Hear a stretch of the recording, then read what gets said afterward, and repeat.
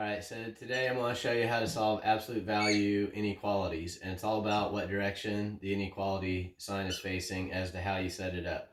So our problem is the absolute value of 2x plus 3 is less than or equal to 9. Once again, the absolute value has to be isolated by itself on one side of the inequality. If it's not, you have to isolate it. Inequalities, of course, are your less than, greater than, less than or equal to, greater than or equal to symbols. All right, so this is a little different than absolute value equations that I showed yesterday. Well, if it's an absolute value less than or equal to, here's the way that we need to set it up. The negative of this number goes on the left. The absolute value part in here goes in the middle without the bars.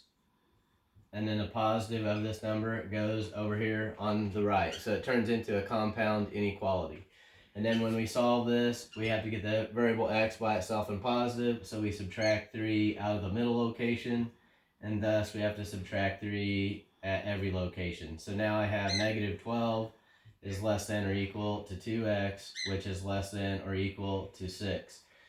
And then this is multiplication. Division undoes multiplication. We divide by 2 at every single location, and we get negative 6 is less than or equal to x, which is less than or equal to 3. Once the variable is by itself and positive, we have solved the inequality. So to graph that on a number line, negative 6, 3, it can equal negative 6, it can equal 3 because of the bar underneath the inequality. So closed circle at negative 6, closed circle at 3, and you shade in between. That's what the graph would look like on a number line. 0 would be about right there. And then the answer in interval notation will be bracket negative 6, comma 3 bracket.